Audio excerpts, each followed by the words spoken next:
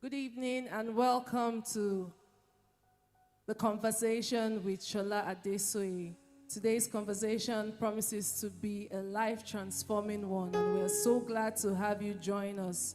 As it has become our custom, we ask that you invite other people into the space as you just share this broadcast on your social media platforms. Sit back and relax and allow God to speak a word to your heart and just transform you and turn your life around this evening.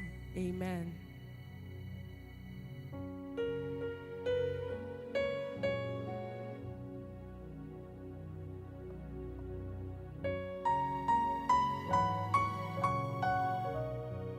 If my heart could tell a story,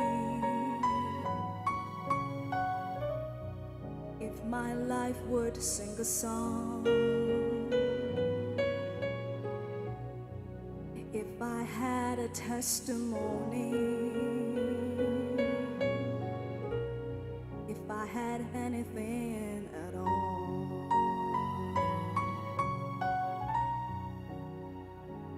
no one ever cared for me like Jesus. His faithful hands has held me all this way. And when I'm old and gray and all my days are numbered on the earth, let it be known, in you alone my joy is found. Oh, my joy, my joy. Let my children tell their children. Let this be their memory. That all my treasure was in heaven, and you were everything to me.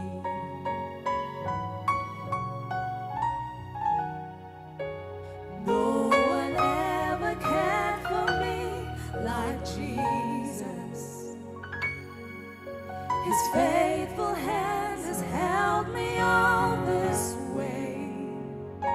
And when I'm old and gray and all my days are numbered on the earth, let it be known, in you alone my joy is found.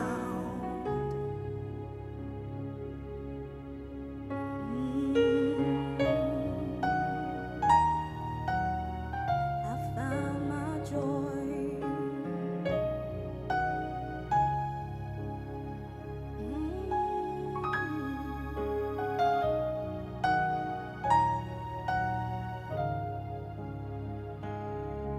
I'm still in love. You're still enough for me. Still all I want. You're still my everything. I'm still in love. You're still enough for me. Still all I want. You're still my everything. I'm still in love. You're still enough for me. Still all I want. You're still my everything. I'm still in love. You're still enough for me. Still all I want. you're still my everything. No one ever cared for me like Jesus. His faithful hand has held me all this way. And when I'm old and gray and all my days are numbered on the earth, let it be known, in you alone my joy is found. Oh, I found my joy.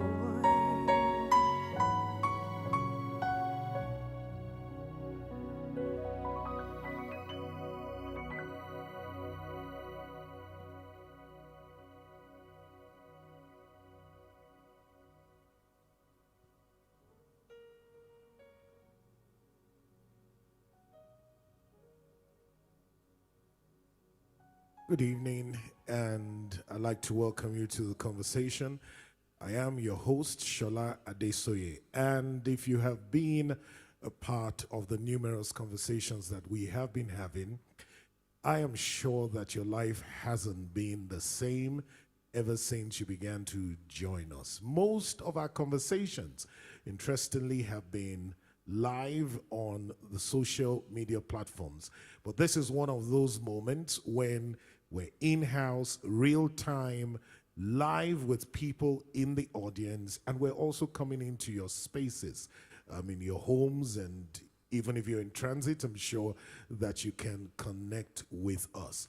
So right now, would want you to click the share button and to share this broadcast, because tonight is going to be one of those wow moments, one of those landmark conversations that I know is going to change your life and change so many other things about you. So here we are. If you are excited to be in the house today and to be a part of the conversation, can you just clap just to show that you're here?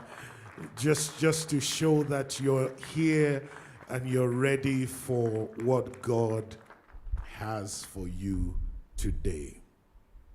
So here we are. This is part 2 of a conversation that began 2 weeks ago, where we had young people on the set who were trying to tell some of us parents things that they wish that we knew about them. And you know, for me, this is such a critical time when the bridge that exists between parents and children needs to be narrowed. It's a time when we're at a critical point when the next generation is being threatened because there is a gap. And you know, there's a prayer that I have prayed and I've learned to pray, that I do not want to be part of a wasted generation. But then that prayer can be seen from another perspective, that I do not want to give birth to a wasted generation. And whether we like it or not, our young people are a threatened species today because they're faced with all kinds of vices. Life and society is more complex today than it's ever been before. And we must raise children that will be able to deal with these complexities. And what that means is that we must not break our children. There must be arrows that are straight, not broken at all, so that they can impact the world and they can change society for good. And so that's the reason why we're here today. And honestly, it's going to be very interactive in many ways. So just brace up right now. We're going to be having an exciting conversation. And with me on the set today is a woman that's been on this set before. And interestingly, when she came, I didn't have the privilege of hosting her, but she was hosted by my wife and, you know, Susan, who's part of our media team. She is an exceptional woman. This is her area of specialization. She is a coach, a parenting coach, and she is a seasoned instructor. This is her life's calling. So this evening, I'd like to welcome none other than Wendy Ologe. Thank you so much.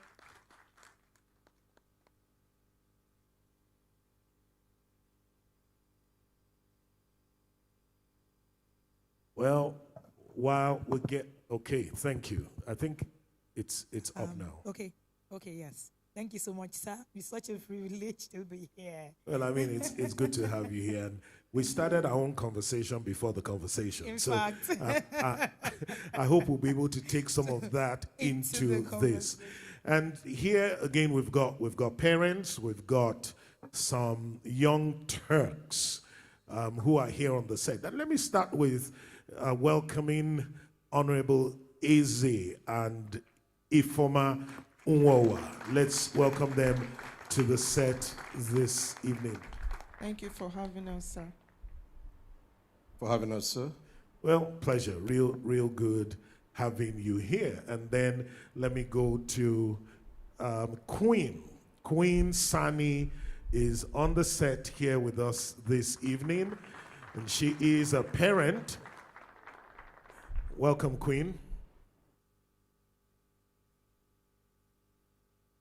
And we also have Pastor Joseph Onilede on the set this evening.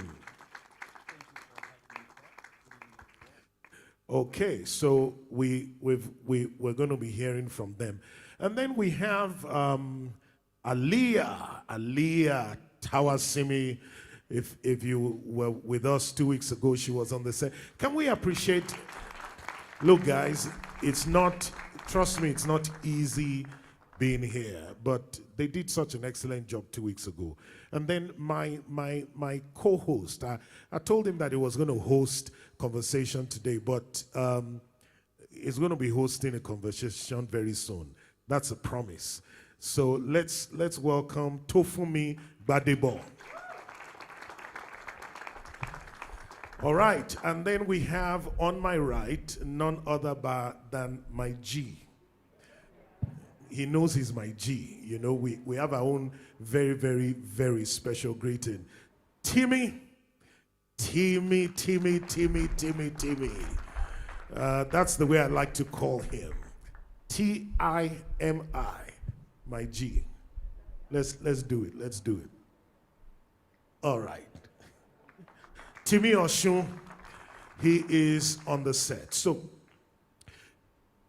and the others who are sitting down there, and I'm sure we're going to have the opportunity to go back and forth. So let's start with Wendy. This is your forte, and you are a parent, quite obviously, and so you know this turf. The young ones here today, and these young men and women and women, ladies, let's call them that, have been trying to tell us something.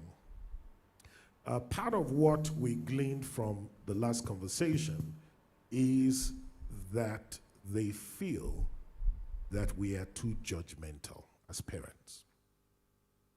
Now, maybe I need to go down here. Am I mistaken? Sir. You're not. So you feel that as parents generally are too judgmental. Yes, sir. Read you wrongly. Yes, sir. Many times. Many times. Yes, sir. That is disheartening. And the reason is because honestly, we're doing our best. Aliyah, what do you have to say to that? I agree, actually. Good evening, everyone. Yeah, parents do tend to be quite judgmental, especially when they don't understand what you understand. Like, if they don't understand you and they don't understand anything that you're about, they will judge you. If they don't understand what you understand, what makes you think we don't understand what you understand? I mean, we've been young people. Yes, but not in this time. I mean, the things you experienced when you were 18, we probably experienced when we were 13. And most times we're not prepared in time to experience that because you assume that we are going to get to 18 and experience it when we're 18. But really, we're going through it right now. Oh, wow. Well, Timmy, what do you have to say to that? Do you agree, or maybe you're going to be on my side? I don't know. Well, on my own side, I feel like they can be actually quite judgmental, but there's an extent to the judgment that you need. So you need some judgment, Yes. but not over judgment. The aspect where they don't understand what is happening, they just like say what is on their mind, and you can't like tell them what's happening because that would be rude. That part is quite judgmental. That's wrong. But the part where you're doing something wrong and they'll keep on telling you, and it can get annoying reacting that part. Thank you, Timmy, for being open, and I'm sure parents are listening, and those of you joining us through the broadcast. So you've heard them. I'm sorry I wanted to start with you, but I think it's important that we heard from them. So what are we getting wrong? I was once a child. Now I'm a parent. Could I be wrong in my parenting methods or approach? So when Aliyah was speaking, she said something that is very fundamental. Preparation, assumption. Is one of the biggest, issues that we have in parenting today. I'm a parent as well. I have 11-year-olds and I've fostered a child that is married. One of the things I've realized working with parents is that there's a huge gap. Now, the gap is because we do not understand that there's a lot happening, so we assume a lot, and we don't prepare the young ones a lot. So they get to that place where we are actually expecting that, oh, they've not gotten there. But yet they are there, they've experienced it. And you're assuming that they've not. I'm going to give a typical example of assumption parenting. Many of the times we see the young ones and you say, oh, you're 18 and you can cook, for instance. Or you're 18, you can't do that. You can't go on a journey on your own. But the question I keep asking is, who prepared the child to be able to be 18 and do? Nobody. Because we assume a lot of the times that once the child is 18, we say things like, after all, nobody taught me. Yeah, right? Yeah. True. No, I had to learn some things myself. Yes. We say a lot of those things, but there's a lot happening in their time that didn't happen in our time. I keep saying it, that, for instance, access to pornography. I'm sure that these children are overwhelmed because for us, for you to actually get access to pornography, Pastor Shola, you need to go above and beyond. To look for it. And you will know that you are looking for it. Now, they are not looking for it. Pornography is looking for them. So when you have that kind of, system, I say two things. It's difficult to be a child in this generation. It's also difficult to be a parent in this generation. I'm going to be sincere with you. That's comforting it is tough. to know. So it's In a fact, double-edged thing. Yes, when you guys look at us, you should be like, hey, yeah, child. They're really trying. Because that's the way I feel. Sometimes I feel dragged. I have a set of twins, 11-year-olds. The things they know, I am constantly trying to keep up. As much as I know as a parent coach, yet I'm struggling to keep up. So imagine that you're not learning. So sometimes my son walks up to me and says to me, oh, do you know that, there's suicide games? Oh, do you know that there's this, there's that? And I'm wondering, what is all of this?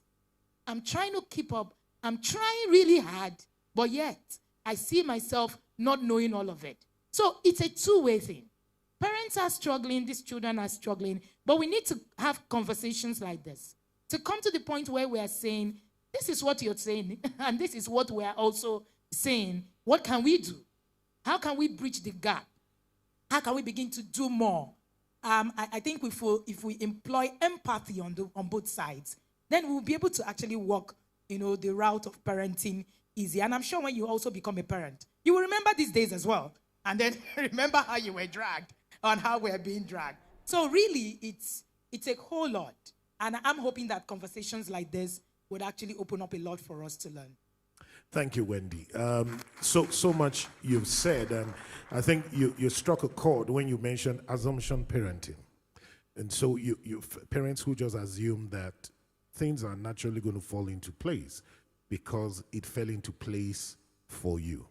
But what you're saying is that we must be deliberate about bringing our children to know what they should know at particular times, to be what they should be, and not just assume that it's going to happen.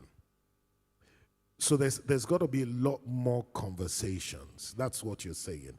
Now, and I hope everyone's getting that. We are going to come to you.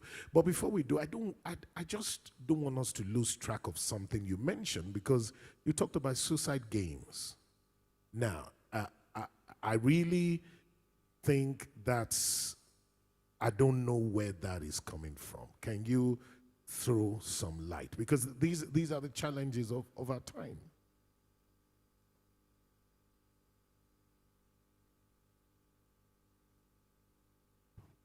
Okay, so one of the things I say about parenting in the 21st century is that it's knowledge bound. You're not ready to learn that, you're not ready to be a parent, because there is so much happening. Now, the online space is a blessing and also a curse. Two-edged, sword. And we need to understand that it can be an advantage, it can also be a disadvantage, a huge one. Which is why when we had the conversation the last time I was here, I remember that myself and Pastor, we were talking about the screen, the media, and access to it. Which is why you need to actually understand, where are the gaps? Where do I need to come in to help my children put a lot of things in place? Now, there are lots of games, Pastor Shola. There are suicide games. There are games on porn. There are lots and lots of games. Now, this was my son, because he understood that there was a media plan. There's a family media plan in my home. So there are things that are not allowed. So you kind of restrict access. Yes. So of course he also understands that I don't do it in a way I don't do forceful parenting, because I have come to realize that he who knows why is greater and better than he who knows how. He who knows why is greater better and better and greater than he who knows how. So we are parenting with the house. This is how you need to do it. This is how you need. And the children do not understand the why in the doing what they need to do. Now that creates the gap. So my son understands the why. So when he got to know about it, he understood that, oh no, this is not it. I need to have a conversation with my mom, because I have also been able to open a system that allows me to hear these things. If your children are not speaking to you about the things they are seeing, there's a problem. If your children are not having conversations with you, are not telling you the things that you think you shouldn't hear from children, there is a problem. And you need to check it from your end. So these things are there, but parents are not listening. They can't hear it because they're not creating a system that allows them to actually hear them. Wow. Oh, Lord. Well, is it too late to unlearn? Well, definitely not. Okay, and to learn new things? Definitely I want to come to the Nwawas. And so tell me what your parenting experience has been like. You've got children who are of marriageable age, in short. Very soon, some people will be coming to drop wine.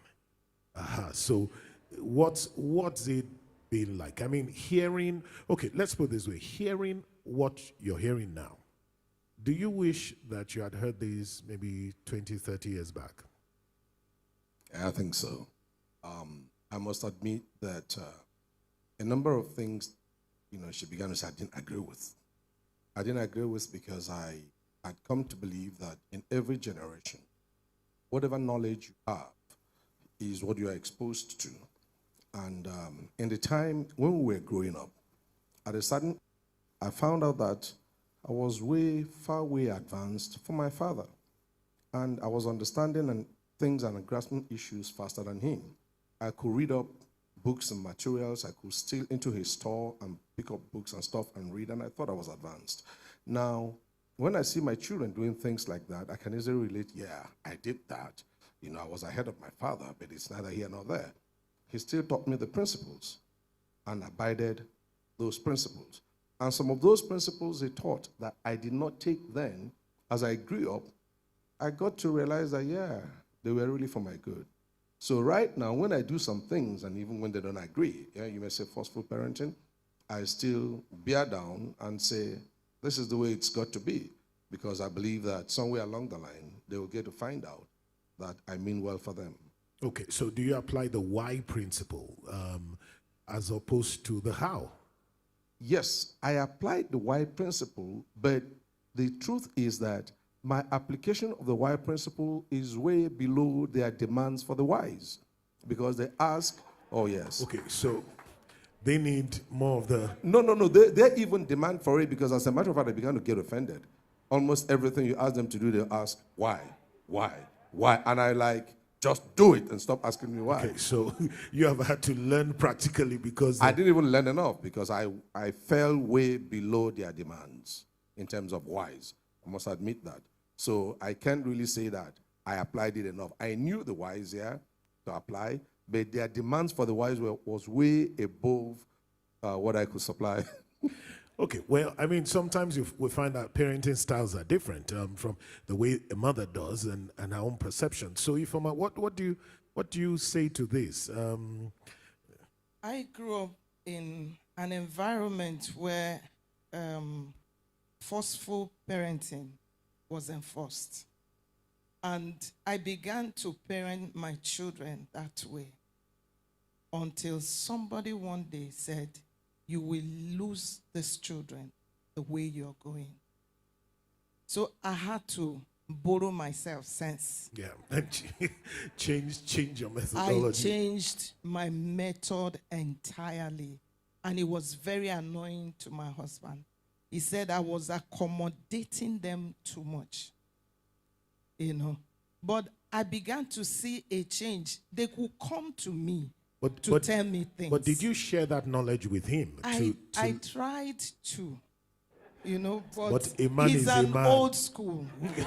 And his children know that. Okay, so at least they appreciate that. Yes. I began to see that when they are going through things, it's easier for them to come to me. Mommy, see what's happening. And we will sit down together. We will talk about it and give them some wisdom that I have. And they will go and work with it. I think that happens. Thank you. I think that happens with families, really. Yeah. So tell us about this. The man is hard thing, and the mother usually is the one that the way it works. Because hearing her, I kind of see some similarities also. I just think it's upbringing. So in my line of work, one of the things I like history a lot. And I like to look at how and why we got here and why we are here in the first place. Now, the people who raised my father is in his 70s, believed in survival, not fulfillment. Now, they didn't understand fulfillment. It was just all about survival. And that's what my father understood. So my father couldn't understand when I said I wanted to leave USID to do parent coaching. It was madness as far as he was concerned. But because for them, it was just all about just survive. Just survive. And I tell you, I do not hold that against him because I understand that that's where he is coming from. We are a product of our experiences, Pastor Sola. Whatever it is that we say, our content is based on our experiences. And we are going to produce based on the experiences that we have. So until we actually begin to understand that our children live in a world where their experiences are not the same like our experiences. Now, so it's easy. A child comes down and says, I want to be a chef. My daughter cooks all kinds. She's 11. I don't enter the kitchen. I don't need to enter the kitchen. I haven't entered the kitchen in almost 1 year or more. Because my daughter and my son, who are 11, cooks very well. And my daughter loves to cook. She says she wants to be a chef. I'm wondering how that would have sounded to my father. I have a medical background, for crying out loud. how dare you come and say you want to be a chef? A chef. Because at that time, what was important to my father was survival. Because he's been taught survival. And that's what he is in turn teaching us without knowing. Now, the men were taught just to provide and to protect. Now, what the men saw was that parenting is not our thing. So just do your role. Just provide, provide and protect. So when a woman comes and says, we need to create a plan to go on vacation and all of that, you're just thinking, how much is it going to cost me? That's the only thing you're thinking. And because you're not thinking, well, how can I contribute to make this a memorable experience? Now, that is also very valid. Very valid because anyway, last, you will bring the money. That's salvation for many men who are here today. Yes, but I also think that over the years, the absence of fathers have created more chaos than it should, than anything that we're seeing today. Fathers are not present. If you're a father listening to me, you got to change your game. Fathers are not present. You need to present. I understand the place of, we need to make money, but we also need to create a balance. There was a research that we carried out during the Father's Day this year, and where we interviewed different fathers at different ages, 80, 90, 60, 70, and asked most of them, what was your regret? 80% of them said, I wish I had connected with my children just a little bit more. Wow. So that could be something we should look at. Deep. This is really deep. Coming back to you, Tofumi. So looking at it, father, mother, who is more present? Honestly. Well, your parents are here. Don't worry. I'm your defense. So no shaking. Honestly, if it means sleeping in my house, no problem. Okay, sir. Honestly, my mom, they are both present, but I feel I can be more real to my mom. I tend to open up easier to my mom. My dad, on the other hand, I know he's trying to guide, but sometimes like he has this, maybe because I'm a big guy, these are the way things are done. These are the way we have been doing them. So I'm trying I've given this example before. You wake up 5 o'clock, wash the car. So like sometimes maybe I wake up 5, I wash the car. After then, will I go back to sleep? There's a lot of free time. But I told him, why don't I just wake up 7 o'clock? And he couldn't understand. And he couldn't understand. But I can call to everyone and explain. So sometimes talking to your dad, my dad is harder. He tends to come from this judgmental point of view. Many things. Sorry, sir. Well, I mean, it's interesting to have your dad staring you in the face, and you just must say, Dad, well, this is my time to speak. So let me speak. Aliyah, let me come to you and ask. And, this obviously will relate to you. At what point do you think your parents have come to trust your judgment? To the point where they'll say, look, we know Aliyah. If Aliyah is not back home by 10, we know she's okay. If she's making a career choice, and your career path, obviously, I don't know what it's got its own nitty-gritty details. But do you think they trust you enough? I have fought for them to trust me. You fought? I have fought because there are times where my dad calls me and he's like, where are you? And I say, Dad, this is where I am, this is where I am, this is what I'm doing, this is what I'm with. And there's that slight hint of distrust in his voice, like, okay. And I come home, and sometimes I try to take them out to experience what I'm actually doing, so they know that even if I'm coming home by 11, I beg, this is where I'm at. I'm in a controlled space. I'm not going to catch COVID to bring to you people. I'm not going to do the worst, most impossible thing. I'm not going to carry a child and come and drop in your house. Like, these things are what go through their head. Yeah. And I think it took a while. I think it was even up to maybe last year or maybe this year that my father could trust me completely and say, you know what, there's still some doubts. He's still. And you're in your 20s. So, I'm in my 20s. so why? And it's sometimes problematic because it sometimes lays a seed of doubt as well, because I don't trust what I'm like. Are you sure I'm not just going to sit down in the house and not stress myself? Like, because if your parents look at you in a way that, does this one really know what she's doing? Doesn't she want a little bit of guidance? Let's show her just a little bit. But then I always tell them, if you trust that you raised me right, then trust that whatever is guiding me is also like guiding me right. But it can be heavy sometimes. It can be heavy. My mom, she trusts me enough. She just wants me to be a little bit more safe because she feels like I don't value safety as much.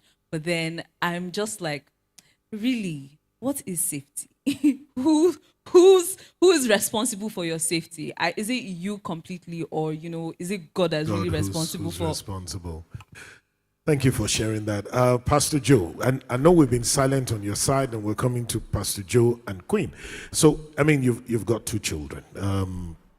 And there, one is a graduate. She's doing a master's, and the other is going into university. So they share. I mean, you had to send your children away from home to secondary school. How easy was that for you? Did you think that they were ready, or you had readied them? Well, good evening, everyone. And they went to boarding school. Yes, yes. I thought one was ready at the time she left. And when it was time for the second one to leave, my wife and I had a conversation. We said, the way we're looking at this guy, look at this. No, we cannot go yet.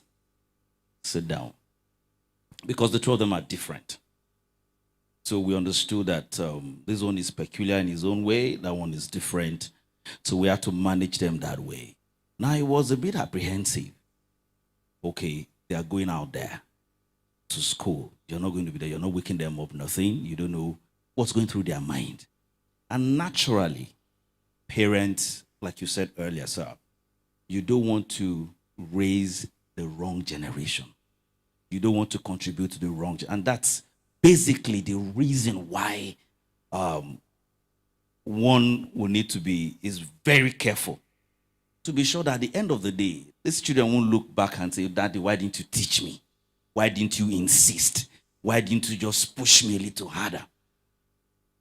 So the first one went to school, yes, doing well and all of that. The second one, when it was time, okay, he wanted to leave at class 5. I said, no. Daddy, just let me try. I said, even if you try, you're not going. You're not going. Just wait. Because, also, with parenting is you observe certain things. And you don't want a repeated history. And you don't think it was because you had to wait. So where are you rushing to? No. It's not because he wanted to rush. But we saw certain things, level of readiness, maturity. Is wanting to have accelerated education, but your maturity must measure up. So based on that, we had to hold. And it's paying off. At the end of the day, we saw that wait, 1 year extra, paid off at the end of the day. Awesome. Queen, you are a single parent. Also, having lost your husband, you have now had to take on the role of being father and mother to a daughter who, when she stands by you, we really don't know. I see her, and I remember seeing her on Sunday. I said, why are you competing with your daughter?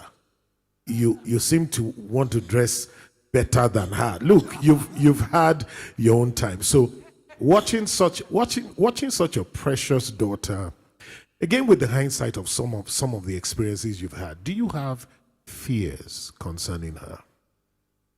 I would say I had fears, but not anymore. Thank God I have a mentor in you. He said something to me once, and just train your children and commit their ways to God. and you can send them anywhere. You don't have fears. Yes, do I have fears? Sometimes I do, but one thing I know I've done so far for this last 10 years, almost 11 years now since our daddy left, I've been intentional in parenting her. I'm so much in her life that sometimes my family and you friends. think you are too much in her life? Yeah. And I'll tell you why I took that decision, you know. So sometimes my friends and family will say, Queen, we need to get you a bed in our school. But they don't know that sometimes she calls me and I need to be there. You know, so I grew up with strict parenting. My parents were very strict, and I was the very quiet child. Always, when you call the lonely Londoner, I was that, I was not so friendly. I was not friendly, not so friendly. I was not. But I kept to myself. My mother didn't understand me. All she did was to beat. And your father? No, my father understood me to some extent, but I think if he was in our generation today, I'm sure he would have done better. But to some extent, my dad was the one I was open to. My dad was the one that told me, oh, men are like this, men are like that. My dad was the one that did all those things to me. My mom, no. All she just wrote me off like, this one, she's wicked. But she was not in my life. And I'm a girl child. And God will bless me. God will bless me with a girl child. So no, I'm going to reverse this thing my mom did. This damage she did, I'm going to reverse it. I think that was what informed my judgment in taking care of Princess. That's awesome. It's really a blessing to be able to spot where the errors are and not just to continue to create pain from one generation to another. Well, Princess is here. So since her mother has spoken, don't worry, my house is open to you in case Mom. So we want to get a take from her. And so what's your mom like, really? Do you think she's too much in your space? Does she need to free you up a little? No, I don't think she needs to free me up a little because she has created a balance to being in my life, pushing me out there. And then I feel like she doesn't need to free me up a little. She's just right. Like she said something about me calling her and her being there when she needs to be there. Sometimes school gets really tough. And then with the peer pressure around, it's not so easy. And then when you speak to her, knowing she's going to be there when you need her is very, very important. So when I speak to her on times like that, she's always there when I need her. So I don't have a problem with her being too involved in my life. Wow. Well, you better get her a cake or take her out. That really is awesome. Open conversations. It's so maybe for me, talking with my parents wasn't as easy. I grew up with parents who had high standards and high expectations, and so if you didn't meet up with those expectations, forget it. You are just dealt with. Sadly, I kind of had to hold myself back, and I find myself holding myself back from having to replicate the same with my children. I think I've done better. I think there's room for improvement. But there's always that part of you that's born out of fears.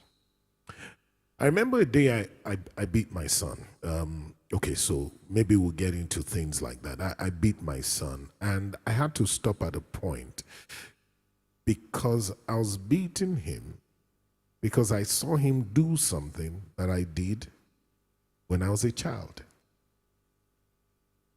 Now, and after doing that, I really felt bad.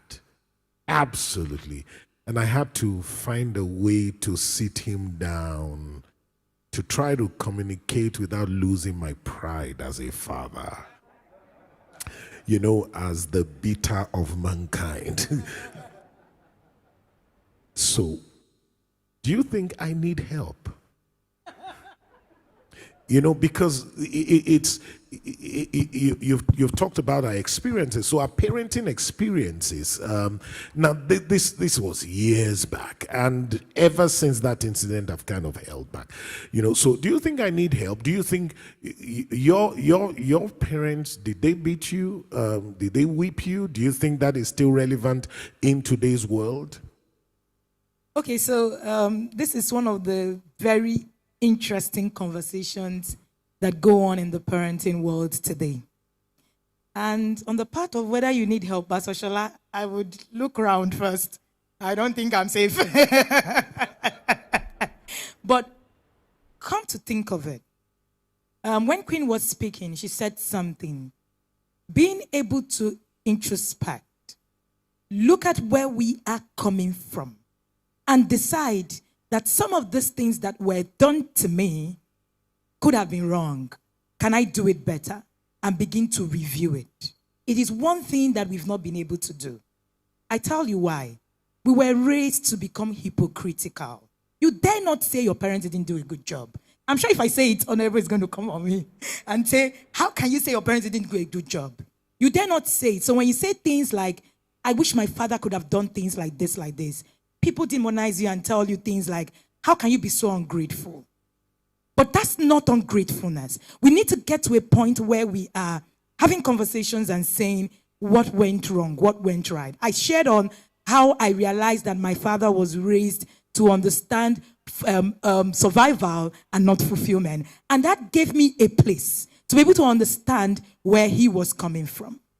And many of the times when we sit to remove the hypocrisy, because that's what we were raised to become. All of the things that we were told not to do, I'm sure many of us still did it. Anyway, well, I don't know. In my generation, I was born in the 80s. So we still all tried to do those things. So a lot of the times, because we just created a way to hide it more. So nobody found us. So we became good children, in quotes, which is also one of the reasons why the typical Nigerian prides himself as good. That's a conversation for another day. Oh, wow. All right. So because of that, we don't get to a point where we're asking ourselves questions and where we are pointing out the things that were done. Now you ask the question, did my parents beat me? No. My father beat me once. My mother never did. People say, oh, wait, do you live in Nigeria? Yes, I grew up in Nigeria. I grew up in the East. Do you think a little more beating would have helped you? In no way. Okay. All right, so I think that I became who I am today, including my 4 other siblings, because of the way we were raised. I'm here holding a microphone, speaking to a crowd. I've spoken on international grounds. I've spoken everywhere, name it, around the world. I've never been to a public speaking school. My father taught me how to speak in public. And then told me that you needed to be a prefect in school to actually be able to hone the skill. So I was a prefect. From primary school, I was a head girl, I was a level prefect, and I was an SUG politician in the university. And he guided and you. He guided me to understand that leadership positions are key if you're going to become. My brother started writing at age 9. So the way I was raised was a bit different from the typical Nigerian system. It made me try. Now, but who raised your parents? It'll be good to know. So now that's the flip side. When my mother read a lot, my mother, studied a lot. My mother said that she understood what diaper was in the 70s when she has never seen diapers. Because she had access to knowledge, she could understand that I could do things differently. So the knowledge that she was reading parenting books in the 70s. So the knowledge that people could have, are getting now, reading books and all of that, she got it. So she was able to influence her husband as she was getting that knowledge and was moving on it. Wow. So that's why I keep saying that when it comes to parenting, you need knowledge. It's not, a lot of the time people say, oh, what's discipline? And I hear people define discipline and it breaks my heart. I'm sure if I ask what discipline is, you're going to tell me it's beating, it's flogging, it's yelling. But that's not discipline. Discipline is structure. Structure. If you lack structure in your parenting, you lack discipline to start with. And discipline is not a child's problem. Discipline is a parent's problem. How? If your child is not disciplined, you need to go back to go and look at what it is that you have put in place. Because it is what you have put in place. Remember that these children, they are sponges. They're soaking up whatever it is we put in their environment. I'll give a very vivid example. Because we have a holiday plan in my home in the past 11 years, my children don't wake up in the morning during holidays and switch on the TV and watch from morning till night. Meanwhile, that's the standard thing in many homes. Whoa. Because you wait for that to happen. Then you now say, oh, the child is watching TV all through the day, and then you beat the child. Meanwhile, you didn't create the structure that helps your child to thrive. Because when you create the structure, then you wouldn't need to do all of that thing that you're killing yourself over. I have 11-year-olds who create PowerPoints, who do book reviews. So my father-in-law was the former DVC of University of Abuja and has written so many books. So this holiday, I brought out some of the books. He wrote a memoir of his secondary school and all the things that happened. I brought out, it's called I Remember. I brought a book and I said, we're going to review this book and we're going to invite Grandpa to be, at the review. My children are excited. They are reading a 400-page book because there is somebody who has created a structure for them to thrive. Wow. So we need to create a structure for our children. It is our job. I hear these young people. I hear them say, oh, our parents are this, our parents. You must be held accountable. Any person who is not held accountable is, out to be destroyed. I tell my children, if you want to look at a child, if you want to look at a parenting system that doesn't work, go and look at children that are not held accountable. My children are held accountable to the end. They understand that there are things that must be, followed. We have family values, so you're not going to be carried away by the wind. There are standards. There are structures. I'm not waiting for the life to happen to them. I am teaching them how to navigate life when it happens to them. Wendy, well, we need to take a break with this intensity. So we're going to be going on a short break. Just hold your seats. And this last bit has been held accountable. Structure. A child is not, what did you say again? Is not going to thrive without being held accountable. A child is not undisciplined. It is you. Access of structure that leads to that. Well, we're going to be back. If you're joining us at home, I'm sure you wish you were here live. Anyway, but we're still in your space because it's really getting hot here. We're going to go on a short break. Don't move. During this break, we're going to have a special event. So just 1 second, and then we'll be back on the conversation.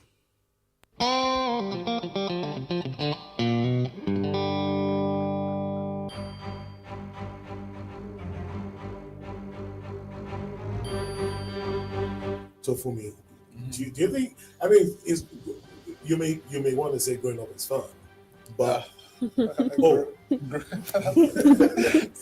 growing up, it has its challenges. The whole experience of growing up, it's interesting, but it has its challenges for sure. Okay, so challenges like what? Coupled with the expenses and the ideas of different people, it's not easy. You have your own will. You have the will of your parents. You have the will of society, and you're trying to please everyone. Especially for me, I'm the firstborn. Oh wow! So while dealing with my parents, I deal with my younger ones. Sometimes I have to mediate, be an intercessor between the both of them. So growing up, I like it, but it has its stress. Learning to make decisions for myself and trusting the decisions that I made and said, oh, this decision is right, was such a hard process. Because I always used to second guess, oh, what will mom think about this? Am I right? Am I wrong? At the end of the day, you will find out if it's right or wrong. So it was a lot to come to terms with, and you just have to trust and believe that whatever we're doing right now, like I'm on the right path to me. But growing up I loved growing up. I loved like my childhood. The conversation keeps you in touch with the realities of life, links you with the greatest minds around the world, and leaves you better off than when you joined it. Don't miss it for anything. Join the conversation bi-monthly on the social media channels showing on your screen.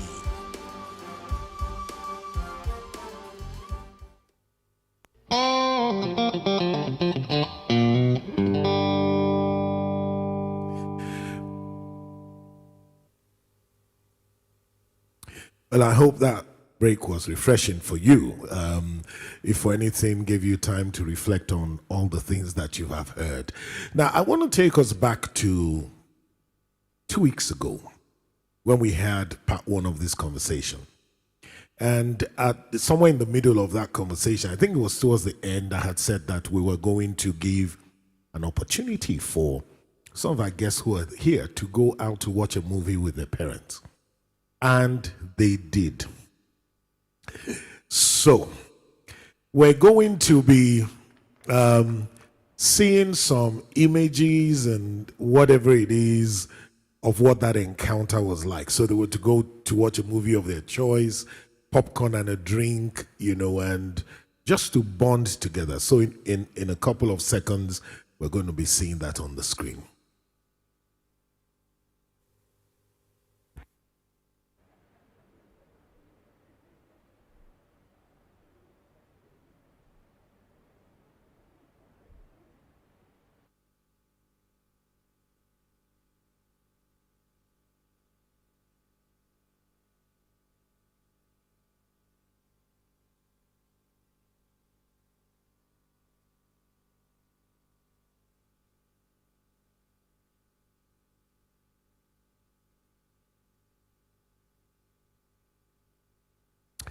All right, so I'm sure you enjoyed that. I would have what movie did you watch? So we watched Crazy Grannies, and it was quite hilarious because I had to pick a movie that they would both be able to relate to. And it was about But you had Fast and Furious out there. Oh no, my mom would my mom would be like, what's going on here? No. Mm-mm. So I had to pick something Nigerian. Tofumi, what did you watch? We watched Free Guy. Choosing Free Guy was quite hard because I don't think we've ever gone to watch movies before.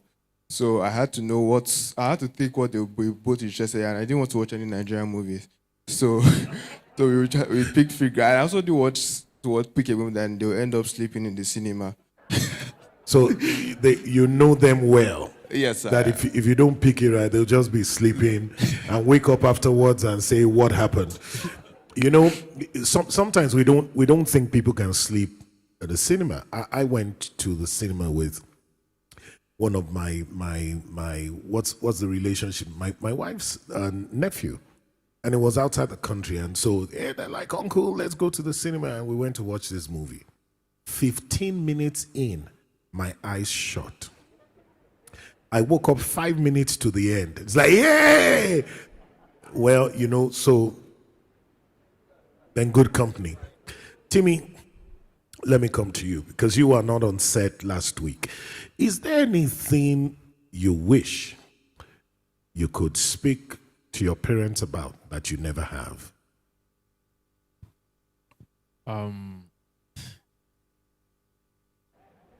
You're safe. Believe me, you know my house. We could go home together and stay like a month.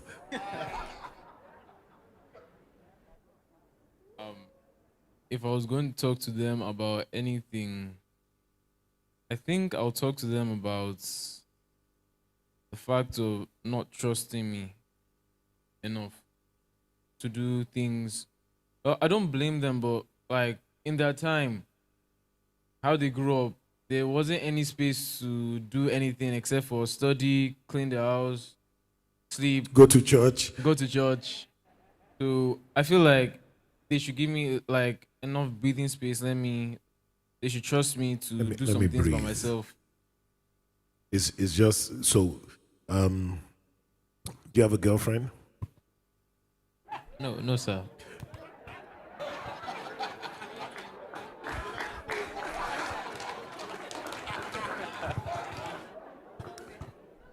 Do you have a girl you like? No, sir.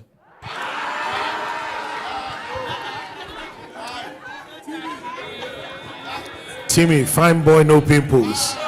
All right, so do you have a girl who likes you? I don't know. Timmy.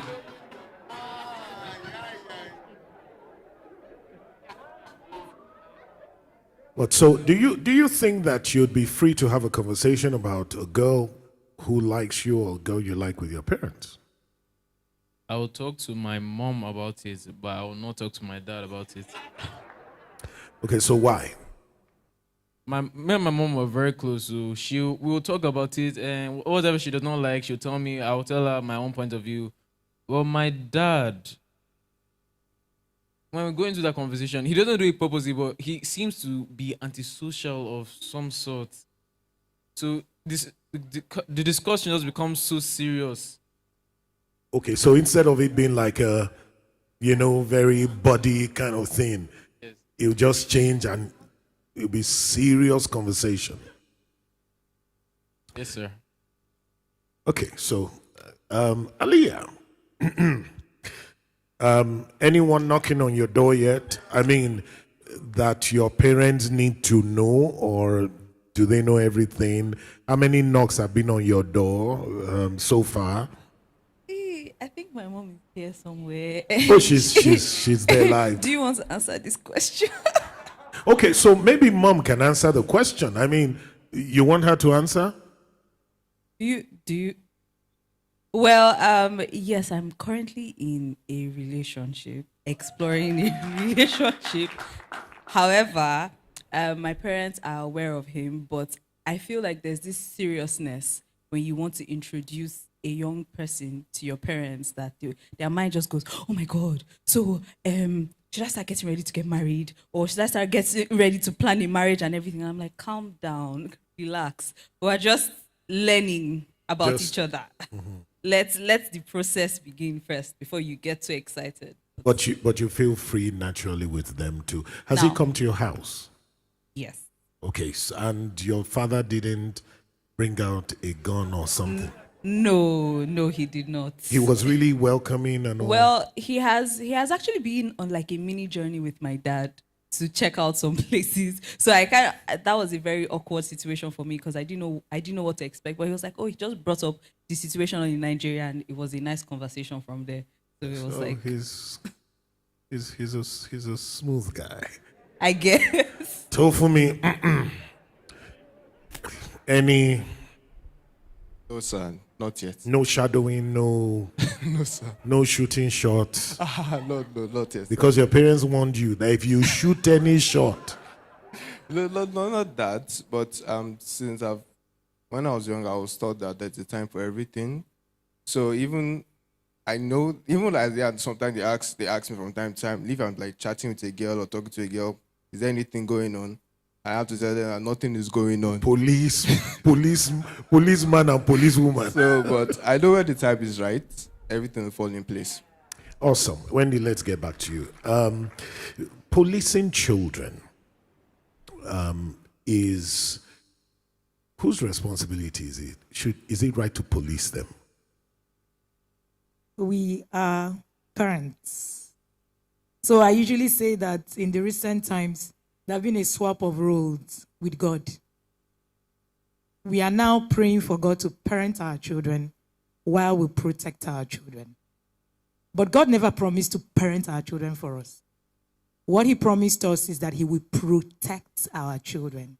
But now we want to do the job of protection and then pray to God and say, let my children turn well. Meanwhile, there was no account in the Bible. Even the people that God loved so much, David, for example, God still didn't parent David's children for him. So God will never go to the point of parenting. All right? It is our responsibility. So when I don't know about policing job because that's not the job we were given, but I said something earlier about accountability. Accountability. The children that were given to guide, because I don't believe anybody owns any child. We were given children. That's why the Bible says that we are gods. So it means that we are raising other gods. Now the question is, what does it take to raise these other gods? Because they are also, all of us, like one of my friends would say, there's no grandchild of God. All of us are children of God. So whether you are big, you're old, you're small, I told my children recently, I said, the ability to hear from God is a valid skill in the 21st century. And that skill is not for the old. It's for the young, for the middle, for everybody. So there's nobody. I can't hear from God for you. You need to hear yourself. So it is, we all have that thing, but however, we were given the ability to chaperone, to help guide, to tell you that no, this is not the place you should be now, and this is why. I would also like to say this, Pastor Shola, for a lot of young people who think, oh, maybe my parents are following up too much. Why are they, talking to me about and all of that? I said earlier that I have a medical background. So let me say this. The part of your brain that actually, can think with logic, it's never fully developed until you're about 26. So that means that before then... You're 18. So before then... 17. So before then, you're not really... Are you up to 26? 25, 26. So it's been completed, developed. yes. So before then, you're not really at the point where you can logically think through it. So you need a guide. So you need your parents to be able to see things for you in many ways. I understand that, yes, sometimes parents can overdo it and all of that, but it is a need. In fact, you need your parents when you're a teenager more than when you're a child. Much, much more than when you were a child. I remember having an incident that happened between us and our foster daughter. Before she was like 20, I would tell her, don't climb the trees. We have trees in my house. Don't climb the trees. Or she would say, oh, it's really nice to climb trees and all of that. And, we'll say it and it's like a conversation. I would just argue and she would just continue. As she was turning 25, 26, she was about to get married. We were going to go to Paris and for vacation. And I said, oh, can you just go cut a branch of this tree, since you like climbing anyway, and, pull it down. Maybe we call someone to do it if you can. And she said, oh, don't worry, I can do it. She said, I left. And that she sat down and said to herself, so what if I climb this tree and I break my arm? Then number one, I'm going to carry a broken arm for vacation. That's one. Number two, this guy that is about to marry me is going to say, this hand. Now, wow, what if the hand has to be cut? That's a tree she's been climbing. She's beginning to become logical. 5 years ago, she couldn't think that way. And there was nothing I said to her at that point that would make sense. Now, that's where, Honorable was talking about. There were times where you would need to say, you need to do it. Because it is a need. I can see as your parent. What I say at those points is, try and let the child understand. The truth of the matter is that if you have a connection with your child, the child will trust you in those times. In those times, yeah. So that's the most important thing. How much connection do we have with our children? I usually would say, like in my book, Connect to Correct, that relationship trumps control in parenting. And once say you can that create again. relationship trumps control in parenting. You can't influence someone you do not have a relationship with. It is only people you have a relationship with you can influence. So you can influence people because if Pastor Shola is somebody that is a friend to me, that's the only reason you can tell me what to do. If I do not have a relationship with you, you can't influence me. I won't listen to you. So influence first before any other thing. Wow. Ooh, Tofumi. So anything, your parents before you. Look at your dad. Do you think that if you had children, you will raise them the way he's raised you? Honestly, no. Because sometimes, yes, I don't know, the parents try their best, but I don't feel that parents really do know everything. Because as we all know, the world keeps on changing. I come into newer times. No one thought about the internet like 20 years ago. You didn't think about porn online, like I open my phone now, I want to do something else, I'm seeing porn right in front of me. Or I'm thinking about something and you are thinking about you go and wash plates. So things like that. So I believe that, many things that like if you're like having a conversation, you're trying to agree on something, I feel I'm right, he will feel he's right. So how do we come to that point of agreement? So I believe I want to help parents a lot, I want to help my parents a lot. I believe what I would do if I were a parent, from that cradle stage, I'll teach that child to truly know God, truly know the principles of love. Love, you say you love your child. Love is patient. Love doesn't demand its own way. Love forgives all things. 1 Corinthians chapter 13. Yes. I hope parents are listening. Love does not demand on its own rights. So, love is patient. Love hopes all things. Love forgives all things. Love Love hopes all endures all things. things. So, like, you know. So your parents need to endure a lot more. Yes, sir, I do really feel that. You know, when like, many times, like, say, we're watching a movie and they're talking about helping parents and children, and sometimes I feel like the only thing my parents are watching is that, so for me, did you hear that? Did you hear that? Did you hear that? I'm like, aren't you also listening? Daddy, did you hear that? Mom, so honestly, you know, when parents say, anytime you want to open the Bible, So your parents also need parenting. God is our parent, so we are all children of God. That's the truth. So that's what I would. Then also, when parents want to talk to their children about the Bible, don't just the passage my parents read a lot. Honor your fathers and your father and mother, so that you live long. Do you read love your neighbor as yourself? So that's, I believe, as a parent, once you can commit your child, I know you have your own point, you have your own part of parenting, but once you can commit your child truly to God, and you know that, don't think that you know it all. You can't really know it all. God is the one that put you here. God is the one that put your children here. He owns all of us. He knows us. We are all special in our own different ways. So commit your child to God. You also commit yourself to God fully, and He will guide you. So it's commitment on all sides. Parents, commit yourself to God, and you know, for wow. I mean, this is quite interesting. Aliyah.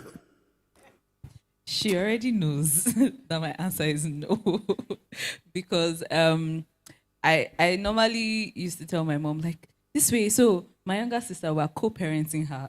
Like, at this point, we are literally co-parenting, like, Alda, and it's a lot, because when I see the way she used to react, there are certain ways she did with me that I'm like, no, this is not how you do it with her. Alda wants to, this thing you say about why, Alda will ask you, why should I do this? Why do I don't need to do this right now. I can do it later at a different time.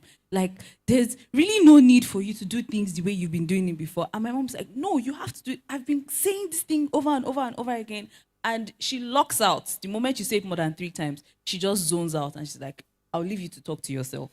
So having that, raising another child, co-raising another child as the young woman that I am, I'm realizing that there's a lot that actually goes into raising a child. And there's a lot that I need to prepare for before I even say I'm ready to have a child. And that preparation, I don't think anyone really prepares you for it. There is not a lot, because sometimes I sit down and I talk, even after the last conversations I sat down and I was talking with my mom and I was talking to my sister as well. There was a lot of unburdening. We had to go through an unburdening process where she said, I don't really like the way you say these things to me. Sometimes you guys make me feel a little bit overwhelmed about certain tasks, and it makes me feel like I'm restricted or limited from accomplishing things that I want to do.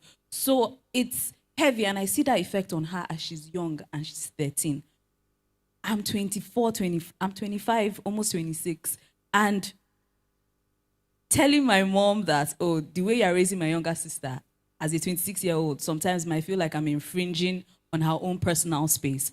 But then you raised me to learn so I can help you as well. So, like, the knowledge that I have gone out to acquire is for us to help, to work together. Let's work together. I like the fact that you're now providing support, parenting support for your mother. I think we need to talk with parents. If you were, what would you change? What would you do differently? If it's just one thing, 2 things. Well, I think I would want to connect with them much more than I have connected with them. But before doing that, there's something that is a clog. Something she said about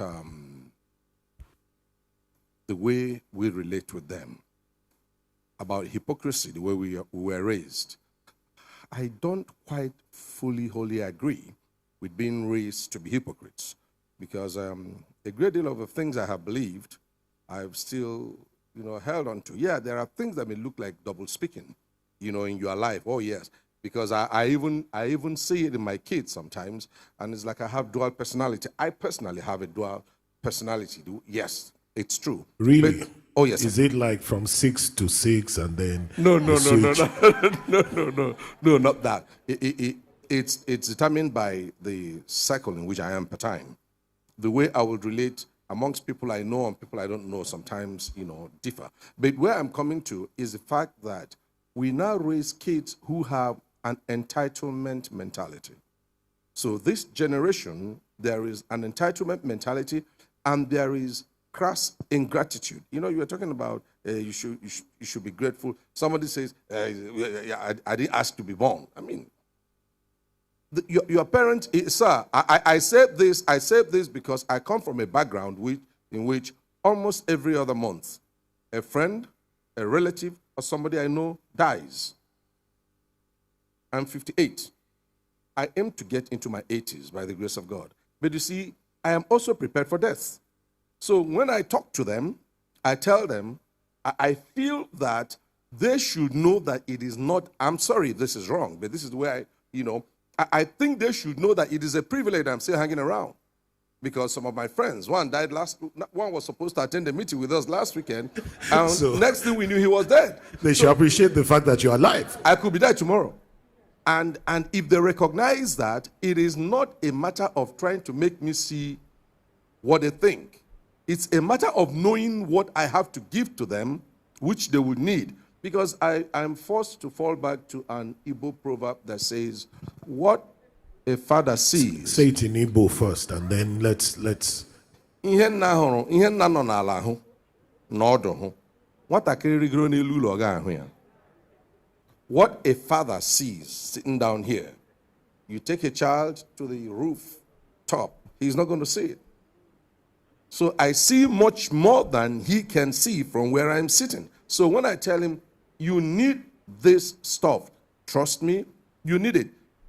I like what you said about having to come to a certain age before you can make certain decisions. And most of our children we're talking about are not yet in that age of decision making.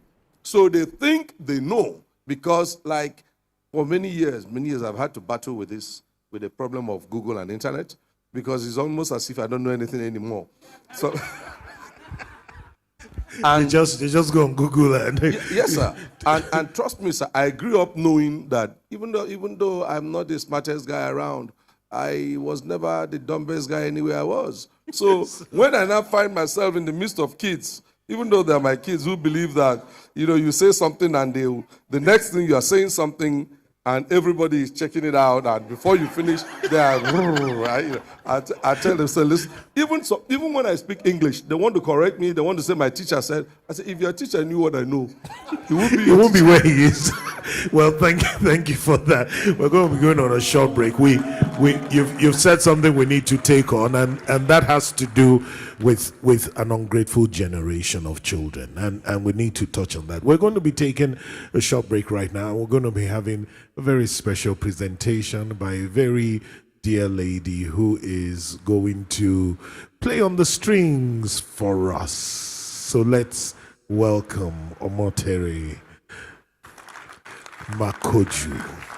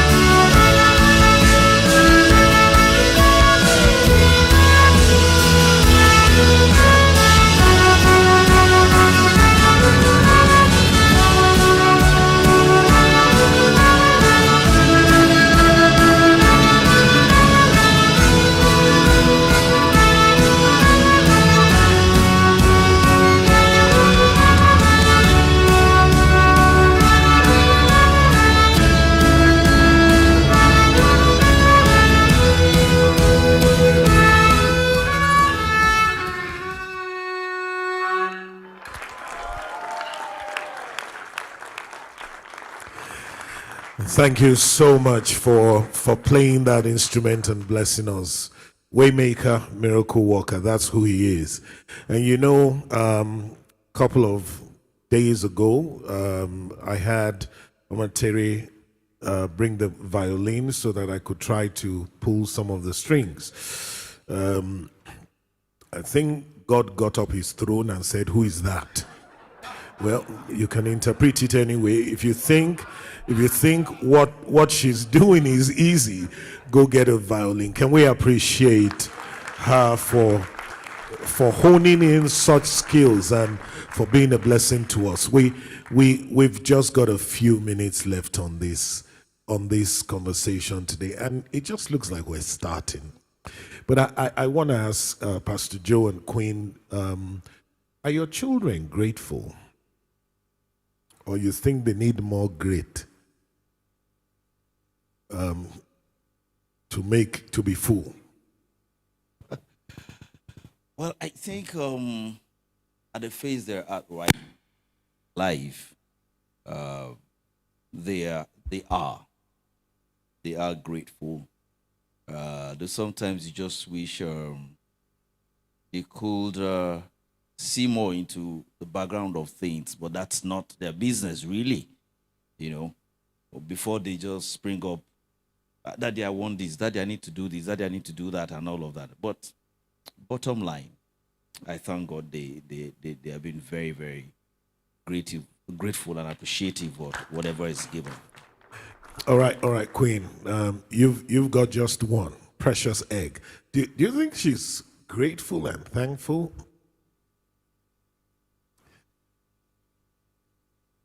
She's more than grateful. As a matter of fact, sometimes the way she talks about me with her peers, like sometimes I ask myself, is it me or somebody else she's talking to? She's talking about. And I've been very open with her. She knows when I have, she knows when I don't have. So I've really not hidden anything from her, so she's grateful.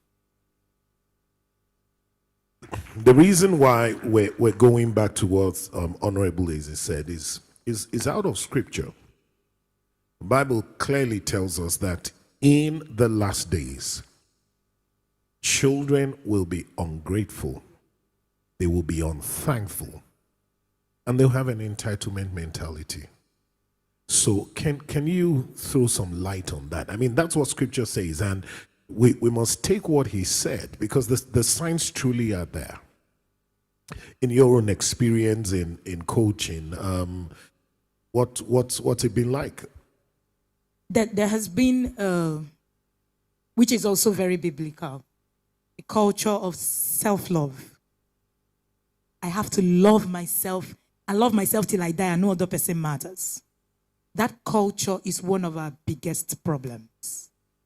The culture that says that the next person doesn't matter until I'm done with myself. It is scriptural, however. There are things that we can do. Now, I'm going to take us back to empathy, gratefulness, and entitlement and all of that. Where does it come from? I was teaching in a school.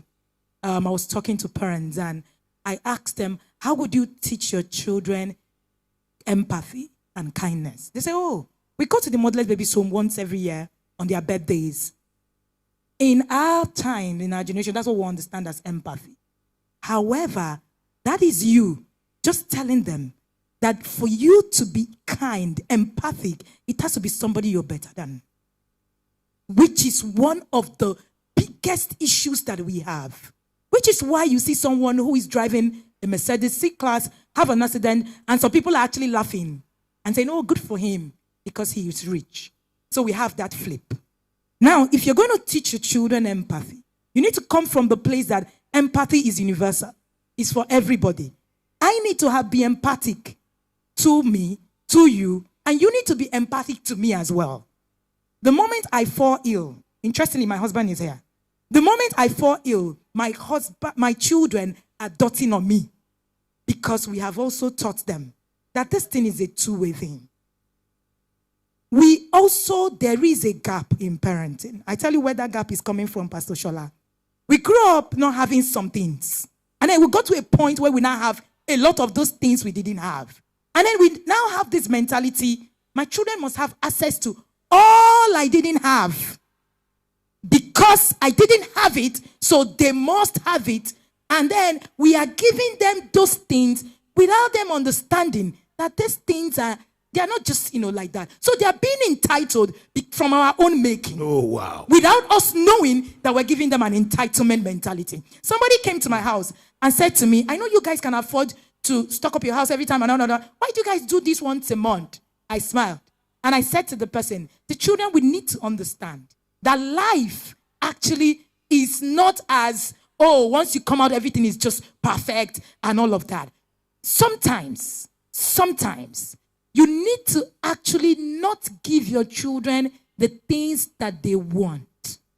Because if you are in the place where you're constantly supplying their needs like God, you are in the place of God. Once they ask, you have, supplied. I will supply your needs in riches and glory, and you become God. Now they begin to see you as somebody that anything can come from and all of that. So you are the one. They need to. It's their money. They become entitled.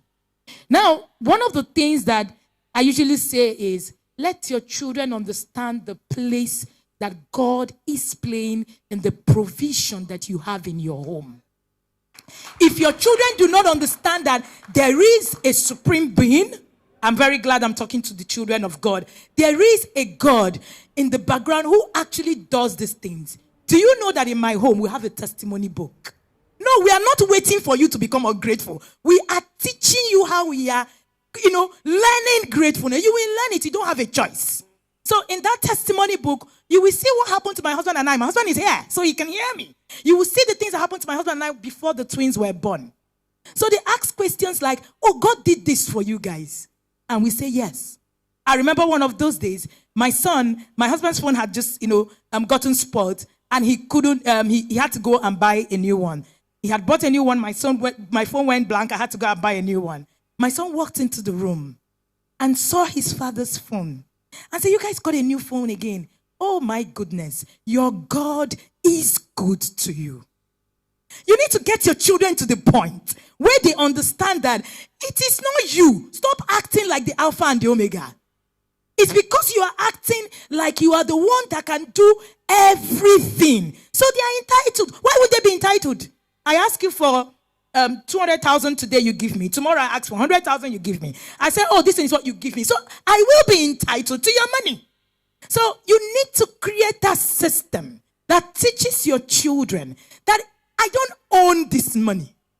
It is from somewhere coming. And God is blessing us with it because of this, and this. There has to be a system of value chain. When she started earlier, she talked about assumption. We're going back to that assumption. We're assuming that our children know so much. Unfortunately for us, we learned so much on the field. I played every evening in the field. So it was okay to learn being grateful on the field, to socialize on the field. Today, your children are locked up in the room. And you think that if you're not intentional, your children will learn things as simple as social skills. They won't. And they will be dead in their room because your bedroom is so small to be able to influence and make impact in the world. So your impact, the impact your children need to make in the world is beyond the four walls of your bedroom. So you need to understand that everything it is that you're creating today must be intentionally created.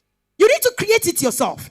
Our generation gave us opportunity to learn these things on the street. This generation doesn't avail them the opportunity to, create things for themselves. There's a course that we do in the Intentional Parent Academy called Creating a Social Roadmap for Your Gen Z.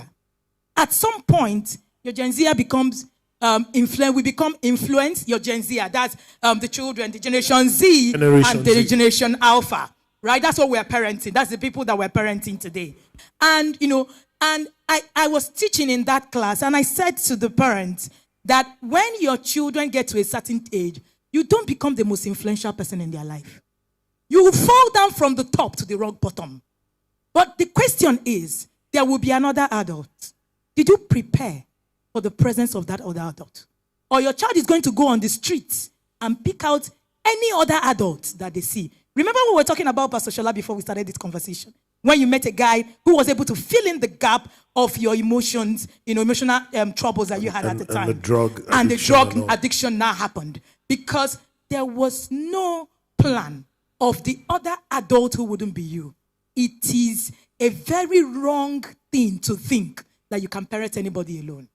Because you need people. You need people who will be able to mentor these young people. Your young children should have mentors. They should have someone they listen to beyond you. Because you're not the alpha and the omega. You see this infallibility theory in parenting where you can learn everything or you know everything. That's not true. There are people who know and who would help you. It's called help.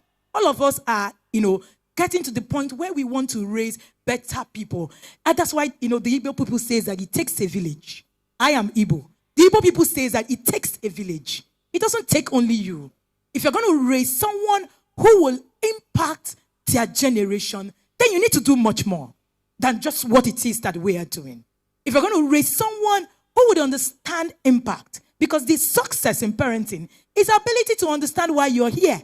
If you raise a child who does not understand why they are born here, you have not succeeded. And in our society, we define success in parenting as a child who has gone to school, have money, and can work. That's not it. We need to begin to redefine these things to actually be able to make progress.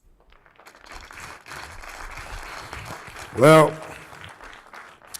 we want to take questions from the audience now as we begin to bring this to a close. I mean, this has just been so loaded.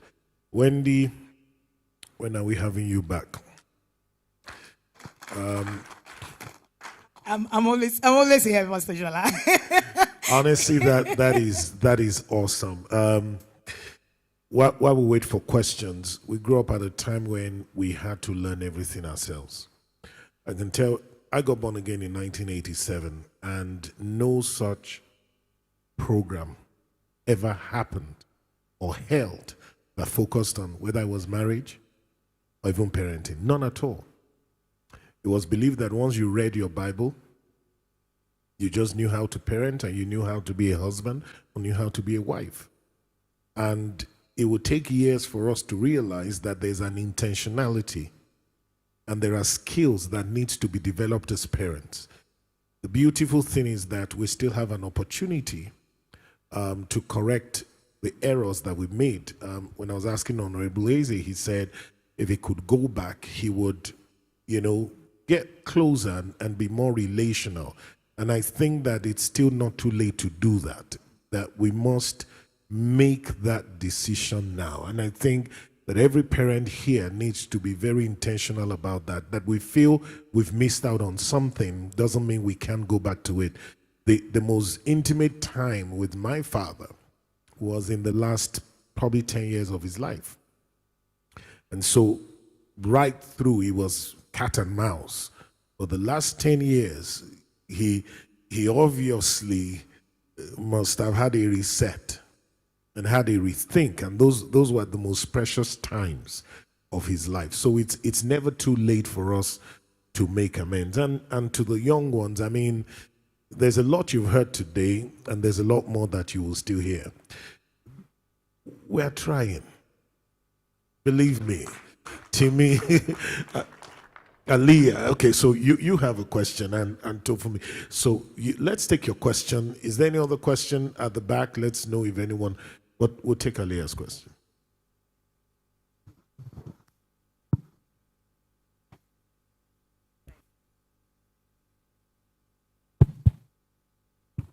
So my question is about, and we haven't really touched deeply on it, but you have a lot of experience with Gen Zers and the whole idea of the LGBT ABC, according to Pastor Shola, conversation, and it's becoming more and more common, whether we like it or not.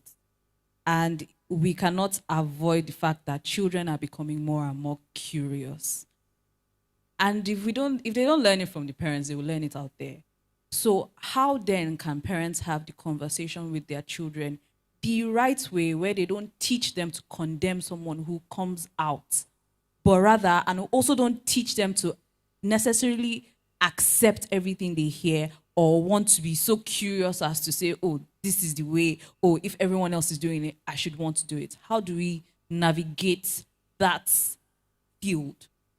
So I usually would say that if you're still teaching the sex conversation, which a lot of us have not even gotten into at all, if you're still teaching the sex conversation that says don't touch private part, don't do this, you're still on a very long place, because sex conversation has now moved to LGBTQ, drug conversations, screen tech conversation. You can't even have screen and tech conversation. Tech, okay. You can't even have sex conversation without understanding tech in the today's world. So there are conversations that we need to start having with our children as early as possible.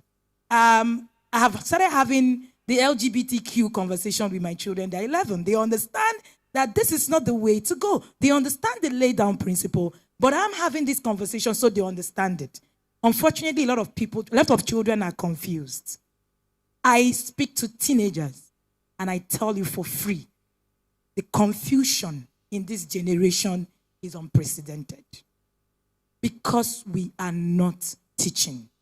Way out, we need to start having that conversation. Pastor Shola, we need to start teaching parents how to actually start having that conversation. Because, this conversation here is not going to, we're not going to talk here forever, but there's a lot to say. Trust me, there's a lot that sometimes when I meet parents, I'm like, let me just open your head and just put the things so that you just go and do it.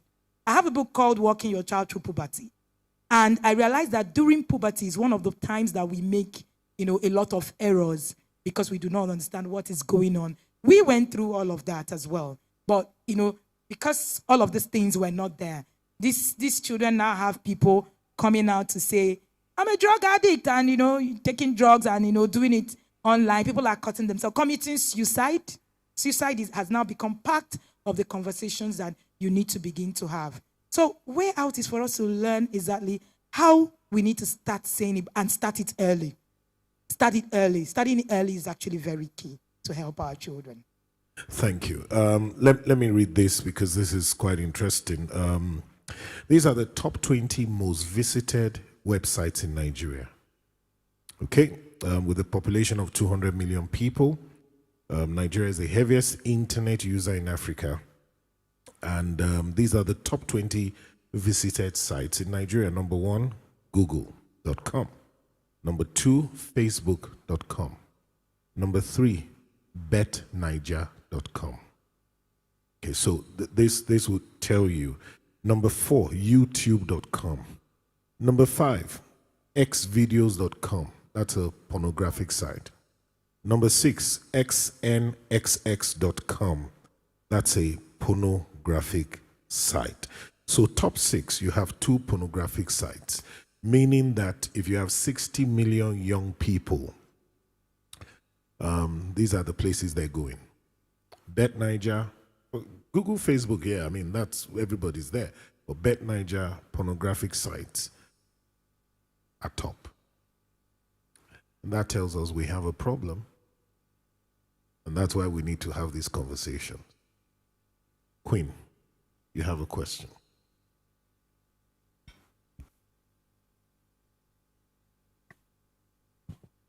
My question is, I've not allowed my daughter to be on Facebook and Instagram because I think she's not yet 18. I may be old school.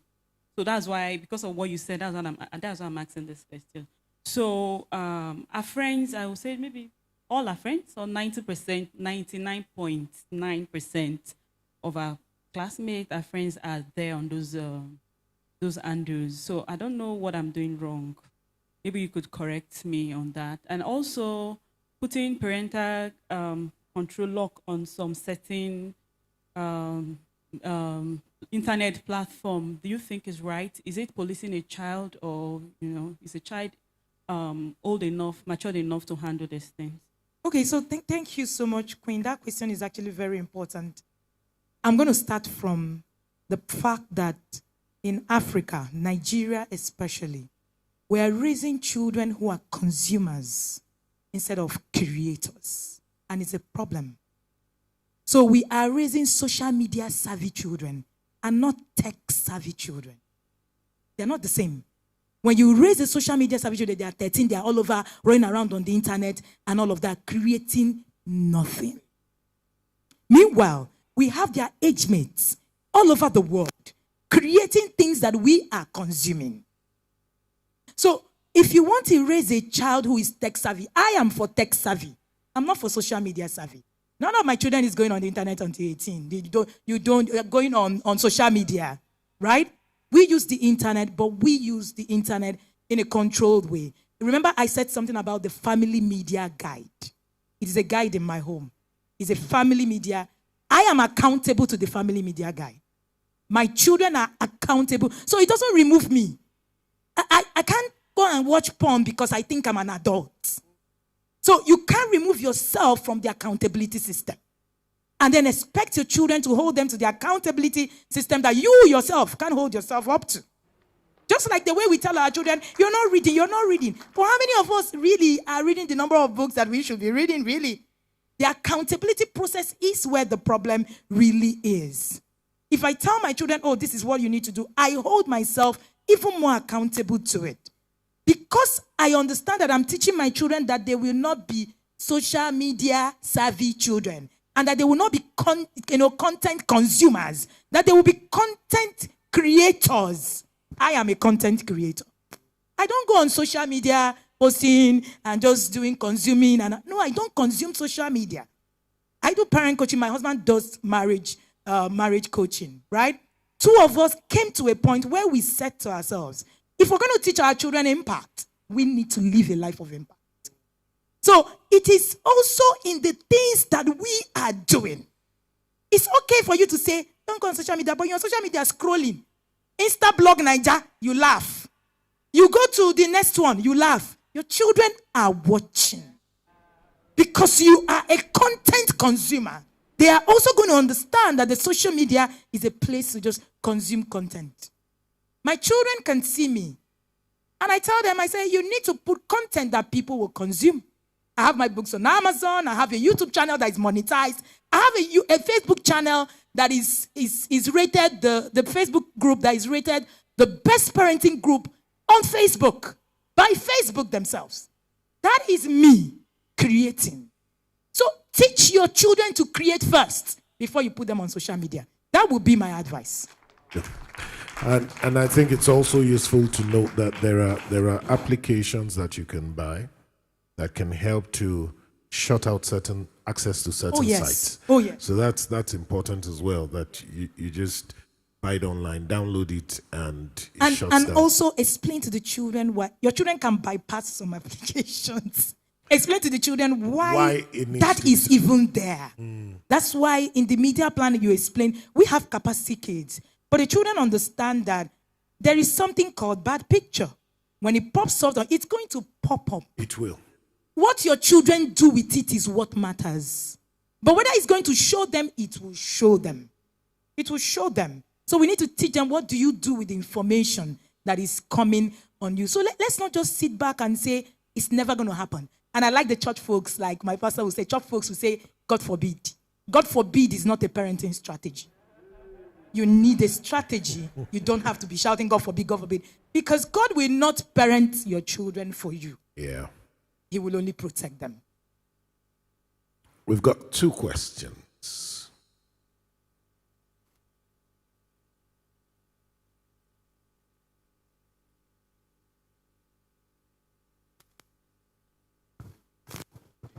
My name is James. I grew up in a space where you have to work to earn and work for what you want growing up. So when I was 17, I left my parents. I think I went to work, abandoning school. So at this point in time, I worked hard for everything I've achieved right now. So right now, coming to that entitlement, back home, everybody calls, and it comes to a point that my mom, she has a health issue, and I actually send her funds for it, even though she don't need it at some time. I just actually send her she get off my case. And there's also bad days for it. And once she just gets ill and she needs something, and she calls and she'll be like, James, I need this. I'm not too feeling okay. You know how your dad do. He doesn't really care about my health. If I die now, he get married to someone else. So what do you say to that, and how do you think I should control that entitlement space? That question should be for Pastor Sean. You're the expert in this matters. So you feel that your mother is entitled. There's a sense of entitlement. Well, to be honest with you, I wouldn't see it as entitlement. I think it's a privilege for us to honor our parents, to support them in their whatever state they find themselves in. I know that your peculiarities has not been quite what it should be. At 17, you had to leave home to go and fend for yourself. But I like to look at these things this way, that thank God she didn't abort you as a fetus. She raised you to a point.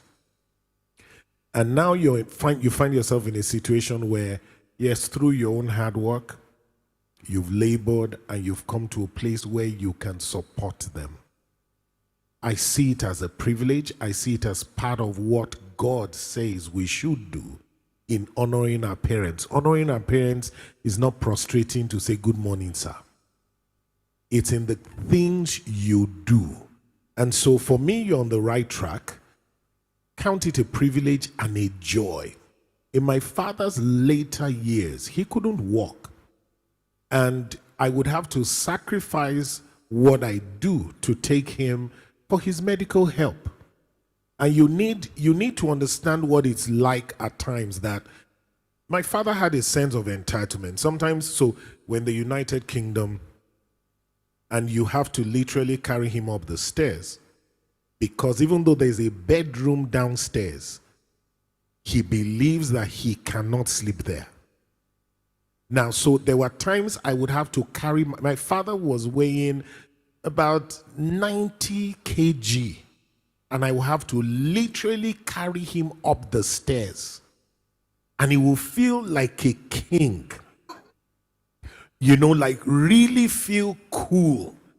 And then you can carry him up, and after 2 hours, he says, I want to go down. Now, at this point, he wasn't walking. His limbs were not working. And I remember carrying him one day, and I felt one muscle pull somewhere. And it was almost like I was going to break my back. But do you know that today I am thankful that I had the opportunity to do that?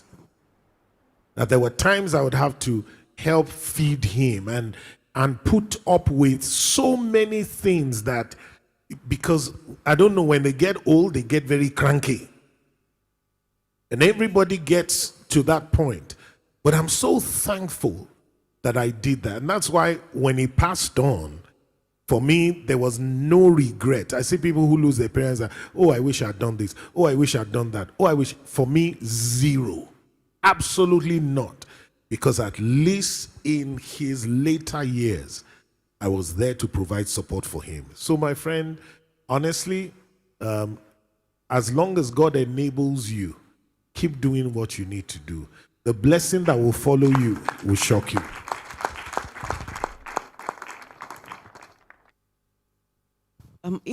Good evening, everyone. If I would try and lean on him, I think I could feel something he was trying to say.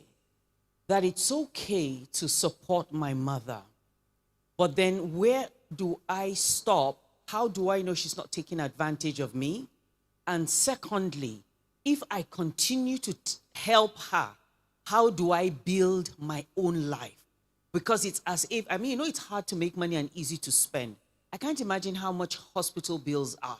Now, how long would he have to do that for?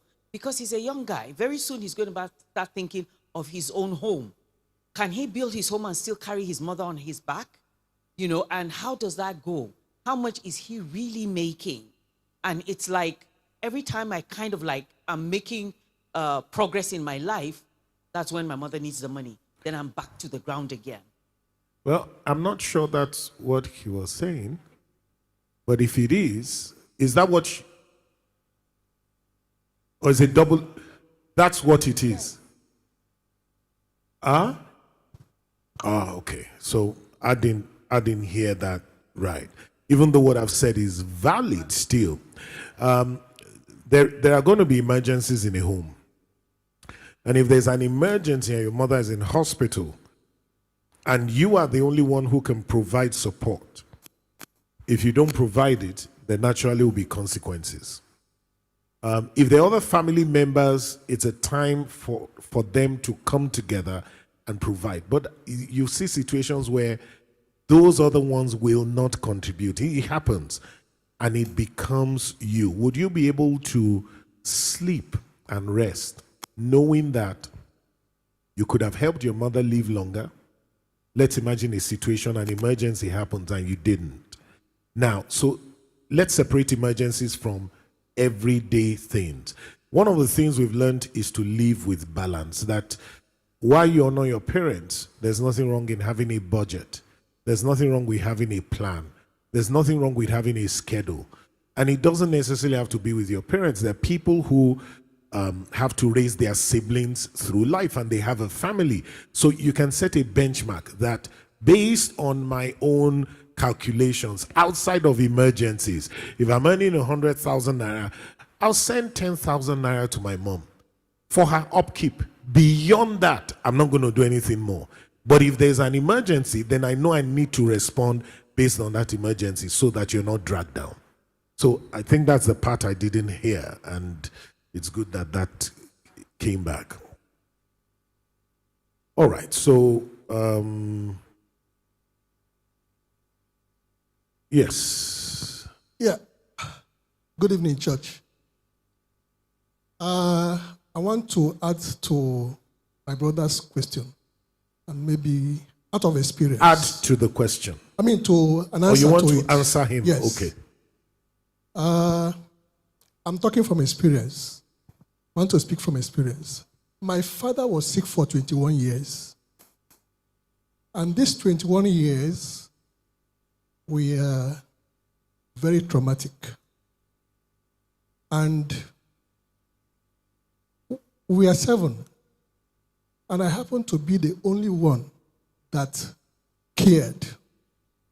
From UNTH to UPTH to almost every general hospital in the East. And I was spending money. It wasn't easy. But I believe that part of the reason of the blessings I enjoy today is because I took care of my father.